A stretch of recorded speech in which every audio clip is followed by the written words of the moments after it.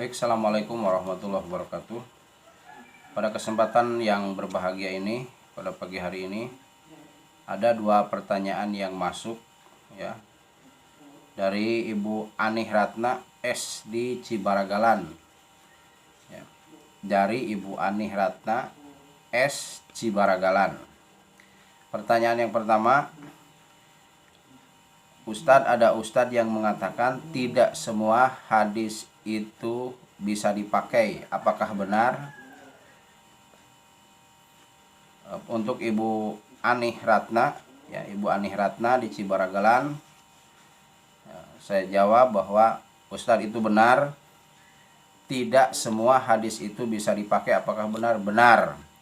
Jadi ketika hadis itu datang, sebaiknya diteliti dulu, ya. Betul, Ustadz tadi mengatakan betul, ya. Jadi tidak semua hadis itu bisa dipakai. Ya, ketika hadis itu datang, maka harus diteliti dulu kedudukannya, apakah sahih, apakah ada hadis itu, karena ada beberapa kedudukan, diantaranya ada hadis yang mutawatir, itu di atas hadis sahih, ya. Kemudian ada hadis yang sahih, kemudian ada hadis hasan, ada hadis dhaif, bahkan ada hadis yang maudhu, Bu, ya. Betul Ustadz tadi. Ya, betul Ustadz tadi. Jadi tidak semua hadis itu bisa dipakai. Ketika hadis itu datang, sebaiknya diteliti dulu kedudukannya seperti apa. Jangan begitu datang hadis pakai, datang hadis pakai. Karena kan kalau sahih ya nggak apa-apa. Sama mutawatir ini kadang-kadang hadis dhaif ya dipakai gitu kan. Itu. Atau kadang-kadang ada hadis maudhu, hadis yang palsu. Ya, hadis itu dari hadis mutawatir, sahih, kemudian hasan, dhaif sampai maudhu, hadis yang palsu itu ada, ya. Itu ada kedudukannya. Begitu. Jadi Ustadz tadi benar, tidak semua hadis itu bisa dipakai. Jadi ketika hadis itu datang, maka teliti dulu. Beda dengan Quran. Kalau Quran itu la roi bapi, tidak ada keraguan pihi di dalam Al-Quran itu, ya. Tapi kalau hadis memang harus diteliti dulu. Bagaimana cara menelitinya?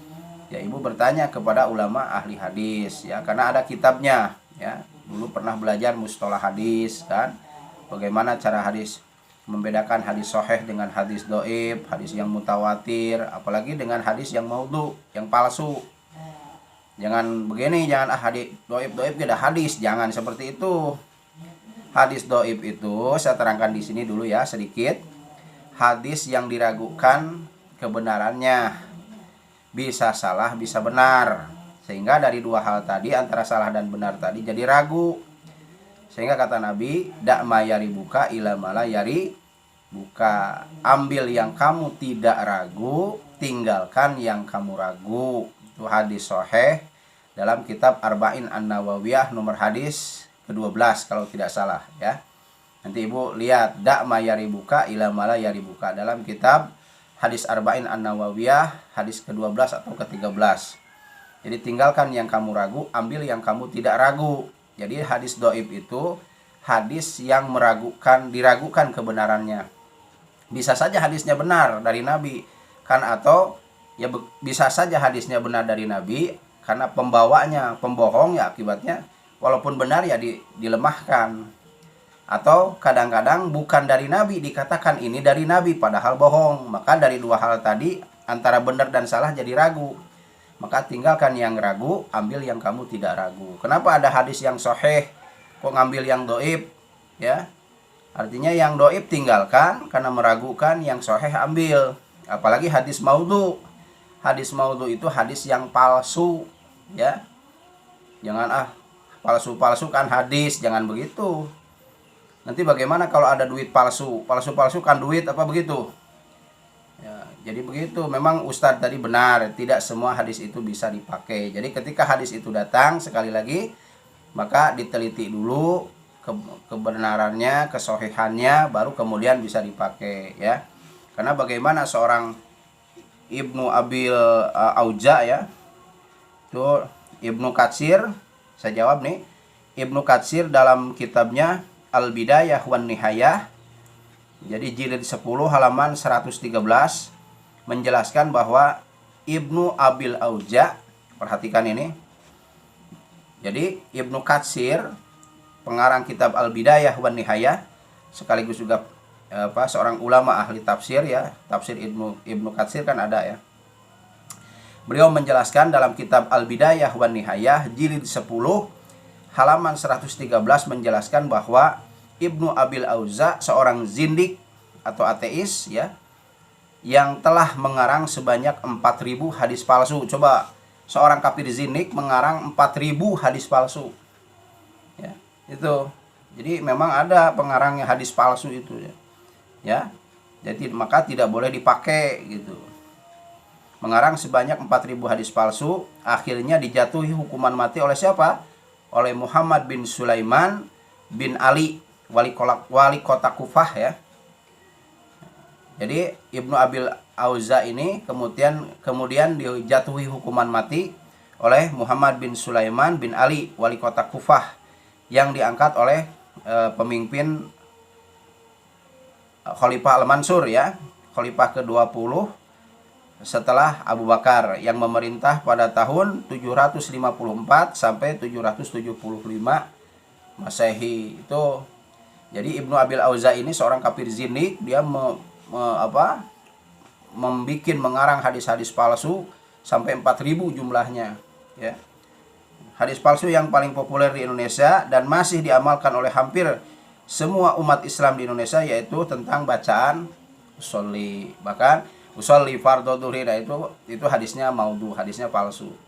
Bahkan Syekhul Islam Ibnu Taimiyah mengatakan dengan tegas, melafalkan niat di dalam sholat adalah bid'atun munkaratun. Jadi niat itu tidak dilafal, jadi dalam batin saja.